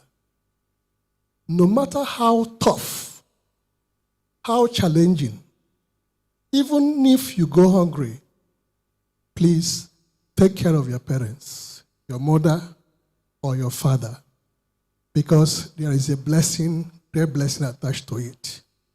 Don't stop doing that, no matter how painful it is. From experience, you have a lot to gain from it. Thank you. Thank you for that. So we have another. Okay, we'll take that and maybe one more after that. Yes. My name is Asnet Chindo. I want to, I've been asking this question for a long time. And if I ask the question, they will not give me a concrete reason for it. So, our parents, why did they have a problem with girls having a male child to be their close friend? So, that's the question. Oh, girls having A male child. friends. Yeah. Why they have a problem with it? Yeah. Okay, so there are a lot of things that can happen depending on what it is that you're looking at. As you grow older as you are, there are a lot of hormones raging inside, and also that of your male friend. And things can happen. Now, we're not saying that it's wrong to have friends that are male. We're saying that you need to actually put up a lot of caution because a lot can go wrong. So if your parent is saying that, oh, this person is a male friend, what is the definition? Is he a boyfriend or is it? And also remember that there is time for everything. If you're not able to define timing in your life, you will see that, things will go in a way that you won't like eventually. There is time for everything. You'll get tired of being able to live on your own. As I living on my own at 21 in Abuja, I left school at 20, something I don't, I like when Pastor was saying something about allowing the child do grade 6. I am an advocate of allowing children complete a process because I was rushed. I came out tops of my class eventually, which my father prides everywhere with. But I tell you something, there were struggles for me. Struggles that people have refused to talk about, but these are things that I talk about to be able to let parents understand that these stabilities, they are needed. So my point is, by the time I started living alone, I was working in the bank. I had my own house. I had my own car. I got tired of not being able. So I was the one telling myself, you need to be home at 6. You need to. So you're going to get to a point where you will live alone. You will go and make that hair that you want to make. You know that hair, the colored one, that you want to make until it reaches here, that you're fighting for. You make it and you get tired. At a point, you could cut the hair and just keep it on one side. So you will get tired. Just relax. So just relax. You get tired at some point. All those nails that they are telling you don't fix, it's not time. You will fix the nails at the time you say, I don't want again. It's not important. So my point is, let there be a balance. I understand young people want to experience a lot of things, but understand that your parents do not mean any harm, really. All right? So the first thing is for us to understand that our parents actually mean well. Thank you. So there's a question. Where? Okay. Hi. So my question is, okay, so my sister and my mom and everybody else takes their time to have my time, to raise me up, to be elder, to be a functional human being. Yeah. And it gets very overwhelming sometimes because, I have a lot of people telling me, oh, wow, I can't wait to see how you are when you grow up. I can't wait, oh my goodness, Alia is your sister. Oh, I can't wait to see how much you have in store. And it gets very overwhelming because, there's a certain level of understanding I have. And my pair, or rather, I have to, it's hard for me to explain it to people around me, or rather my set of people, or rather my peer groups. So it kind of for the past 2-3 months, it was very overwhelming because it kind of changed my attitude, actually. Because when my mom would talk, when my sister would talk, I'd just be I'm trying to reason. Can you people give me some time? I'm trying to reason what's going on in my head, what's going on around me. And I feel it's Put you under undue pressure. Yes. And there's also another thing, yeah? I'm somebody who is always friendly and I'm nice and in fact, once I meet you, I'd be like, oh my gosh, oh, you're so nice. Oh my gosh, you're such a vibe. And it gets very, very, I trust people too much than I'm supposed to. And I'm trying to not, because it has put me in a kind of situation whereby, everybody that comes my way, I'm trying to, question if this person is actually my friend or if this person is supposed to be somebody I just vibe with, I go out with, And my question actually is, how am I supposed to handle this overwhelming feeling, this pressure of trying to succeed and trying to be the elder that I want to be in the future, and how to know who exactly to trust and how to go about it with that friendship? Well, that's Alda. Interesting question. Oh, okay. Mommy wants to say something. I think mommy we need to say it or Yeah, something. so that we'll hear what she has to say.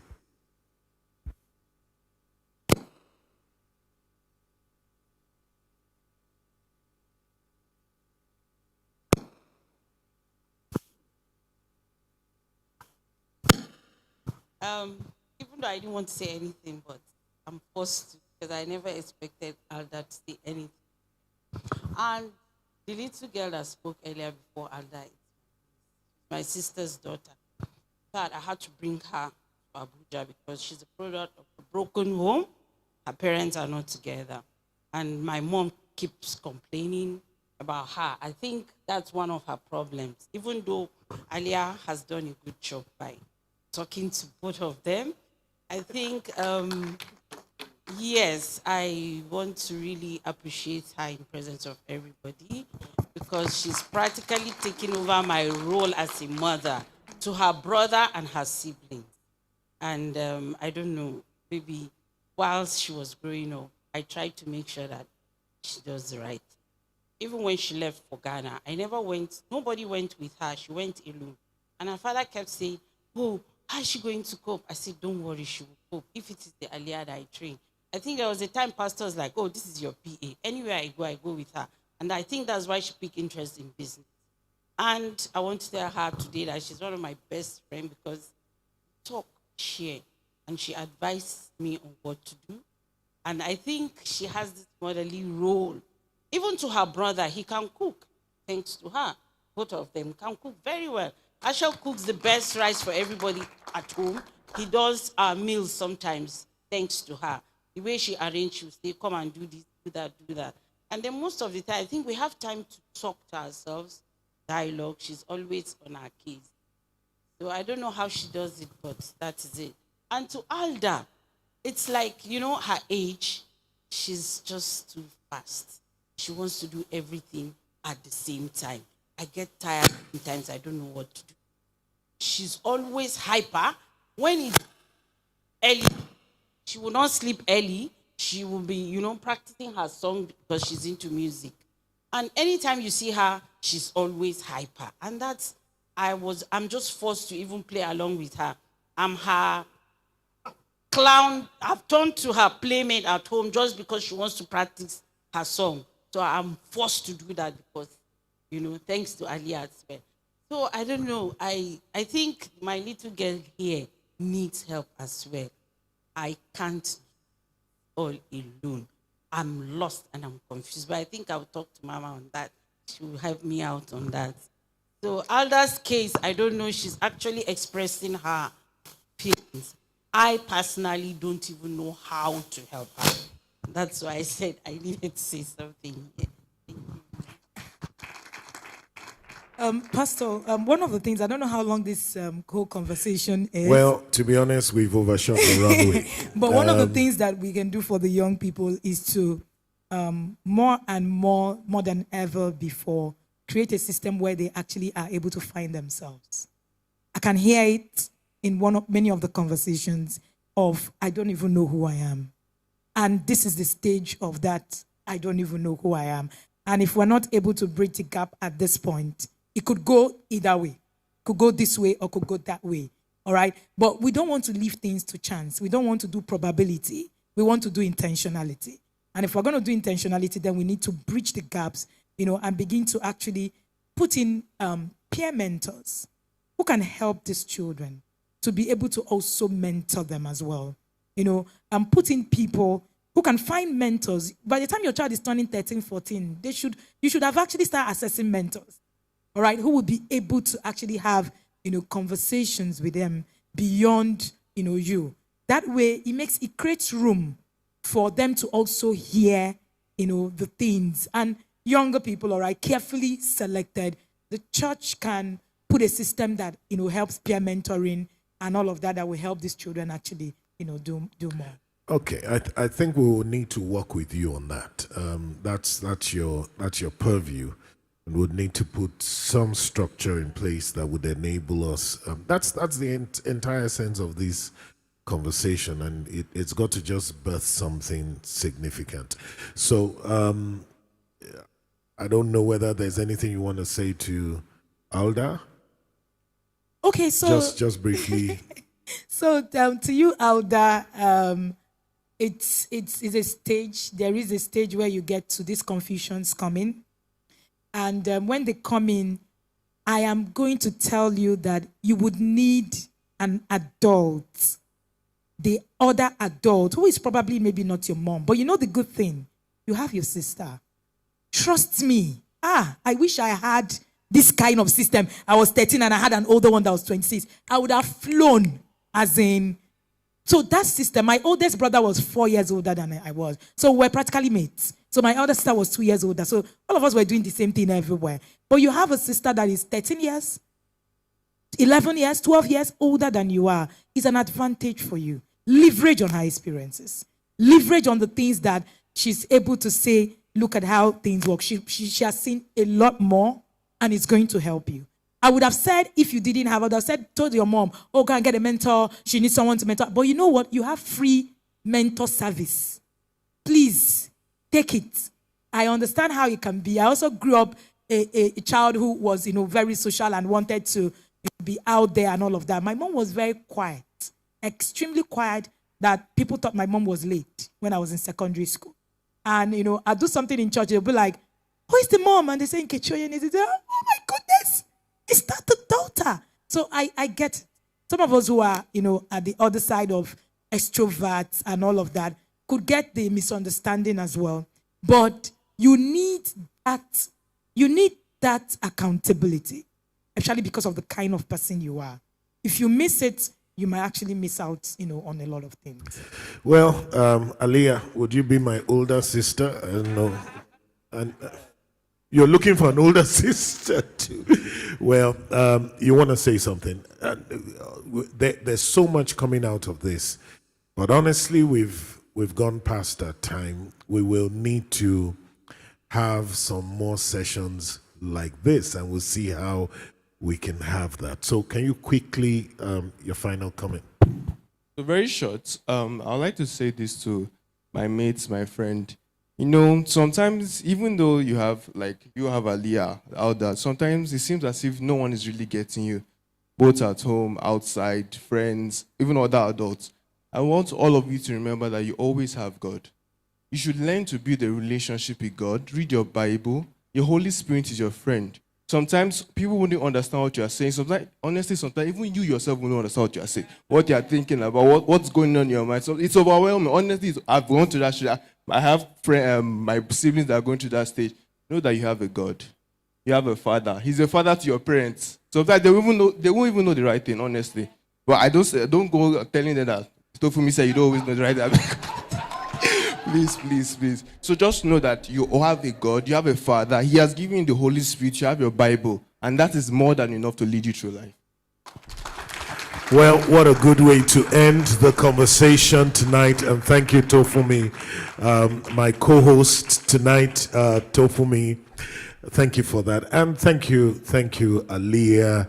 Thank you, Timi, and the Mwawas. God bless you. Pastor Joe, Queen Sani, God bless you. And our wonderful guest. I mean, you just amaze me every time I have the opportunity of listening to you. God bless you. Thank you so much for being on the conversation. We can't end today's conversation without thanking our media team. And I know that they'll be trying to hide for doing such a wonderful job, starting from the supervisory role that Pastor Bestman is playing over media, to the head of department, Susan, and Comfort, who assists, and the guys on camera. I mean, this set, I think we should just leave this the way it is, and just she agrees, and come on Sunday and just be here and just relax and still have church. But they do a wonderful job every time. To be honest with you, conversation wouldn't be what it is without this team working behind the scenes. Wendy is here with some of her books, and I think it's important. Can you mention the titles? I think you've got some of the copies here with you. Yes, so I have two of my books here, Connect to Correct and The Discipline That Works. So that can help us continue the conversation. So you can pick up the books right after service. It's going to cost you something. There's no free lunch in Freetown.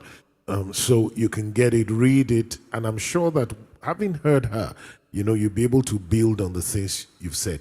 And to our wonderful audience today, both those who are here physically and those who have joined us through live stream, God bless you. Great having you at the conversation. And I salute you. Have a wonderful night. God bless you.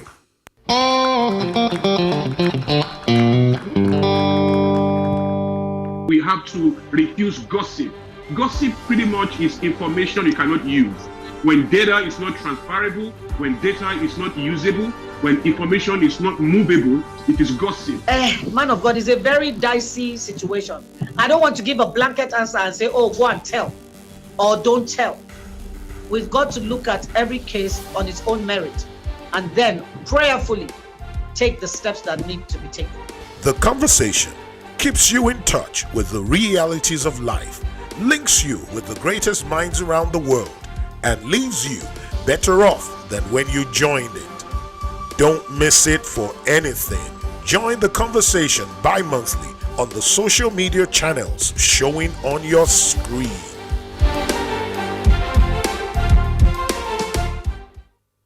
Oh,